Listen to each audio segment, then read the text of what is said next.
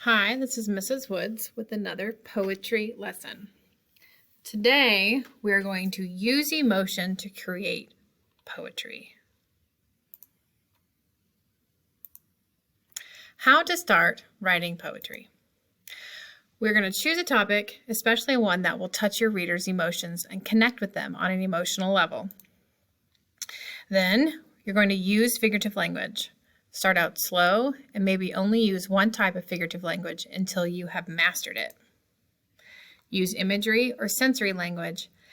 Painting a picture with words should activate your reader's sense of sight, sound, smell, taste, and touch. We've had lots of practice using imagery and sensory language recently.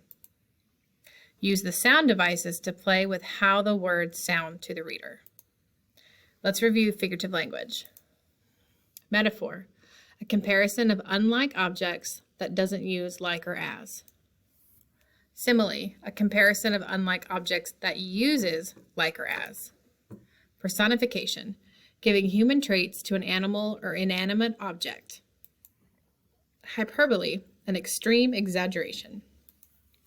Idiom, a figure of speech not to be taken literally. Sound devices. Alliteration, words begin with the same sound or letter. Onomatopoeia, words imitate sounds. Assonance, words repeat similar vowel sounds. Consonants, words repeat ending consonant sounds. Rhyme, words repeat ending sounds. Now I know we didn't go over assonance or consonants, so don't worry too much about those. Let's write a poem. We will walk through the process step by step, so have no fear. When you have finished, you will have a poem that you are sure to be proud of. It is easier than you think, trust me. We will use similes and imagery in our poem. A simile is a type of figurative language that makes a comparison using the words like or as. An example is, that diamond shines like a star on her finger. Imagery, a way of describing using sensory language or words that appeal to the five senses of sight, smell, sound, taste, and touch. An example, the aroma of cookies baking in the oven was very inviting. Ready? We will write a poem about emotions using similes and imagery. Step 1. Brainstorm a list of human emotions. Take a minute to write down as many emotions as you can think of.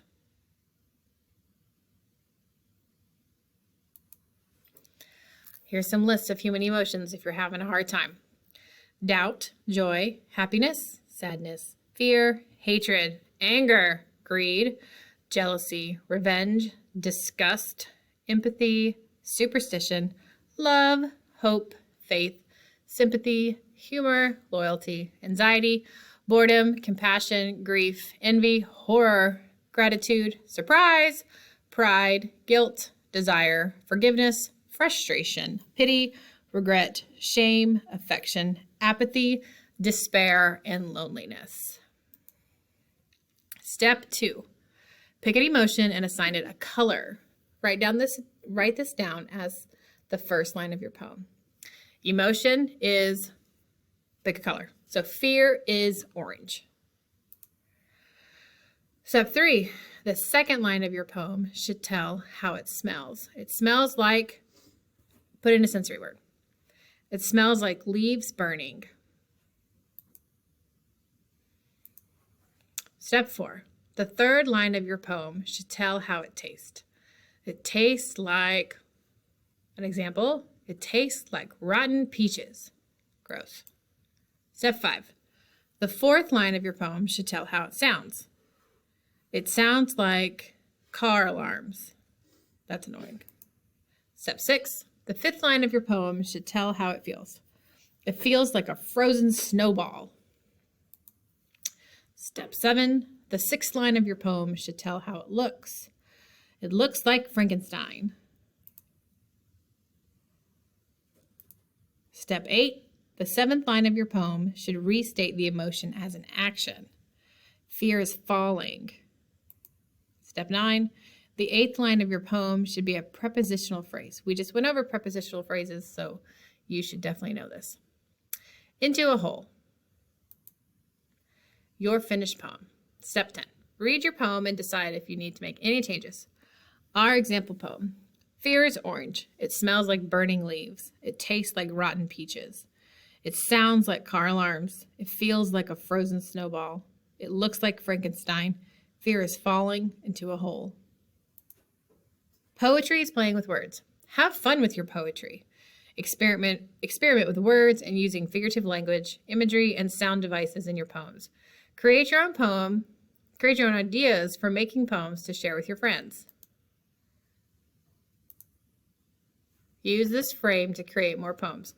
This will be in your OneNote for you guys to use when you make your poem here in a little bit. So your OneNote assignment is open up your class notebook and you'll find the following assignment. You're going to fill this out.